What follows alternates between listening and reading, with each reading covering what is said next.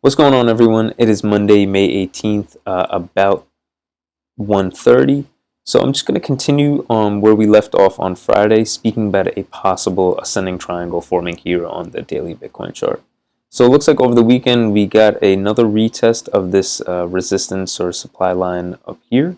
That to me is telling me that this ascending triangle is getting more and more likely to play out. If this was a symmetrical triangle, I'd be looking for lower highs here. I wouldn't have expected this test here if we were looking to play out a symmetrical triangle. So because of that, I am going to be looking for targets up above, somewhere around 11.5 or so, if we can break above this line here.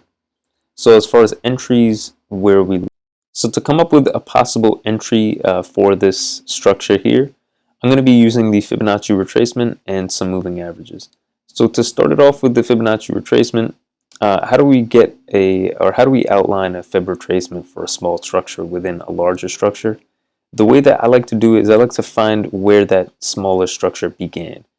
This also tells me where the psychology of the previous structure might have changed. So I can clearly see that within this region here, after a definite impulse up here, we started moving sideways and consolidating within this region here, which created this trading range here.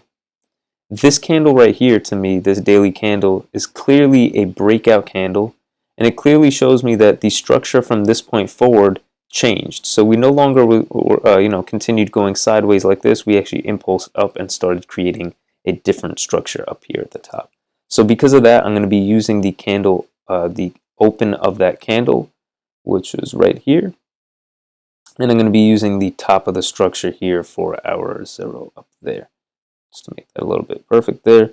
And this clearly, this to me has some really clear good entry points and some inflection points to kind of tell you what the market is doing. So alongside this Fibonacci retracement, I'm also going to be using some moving averages. Pretty much always use the same moving averages. I have the 21 and 55 EMAs, the 100 and 200 simple moving averages, and then I'm also going to be using the 100 EMA just because it's been kind of valid in this region recently. So because their stop losses were at that point, we scoop up a lot of liquidity there. You could see that price action wasn't able to maintain to the downside.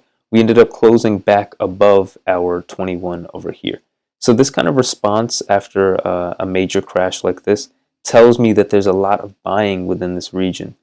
You can also see that between basically the price difference between where buyers entered the market and where the moving averages and demand line said that the true value of Bitcoin was.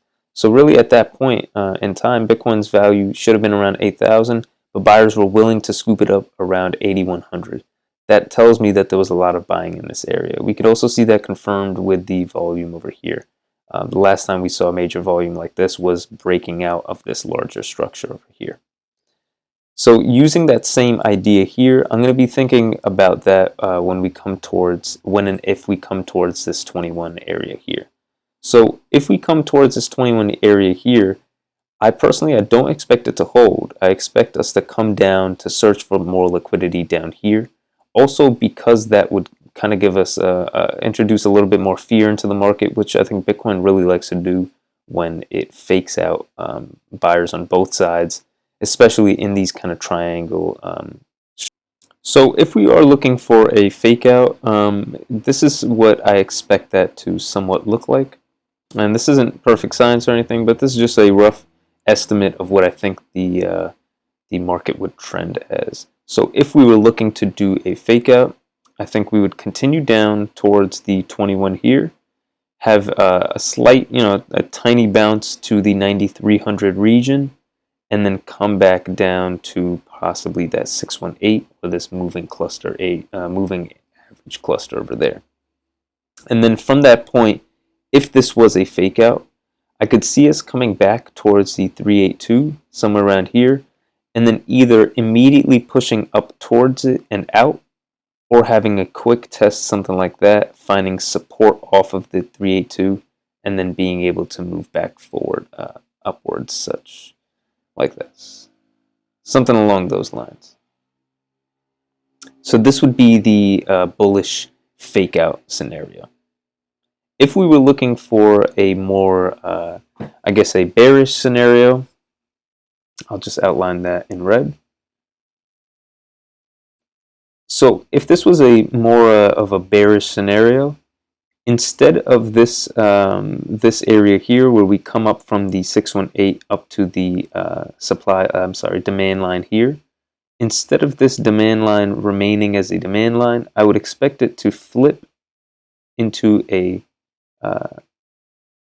supply line, possibly have a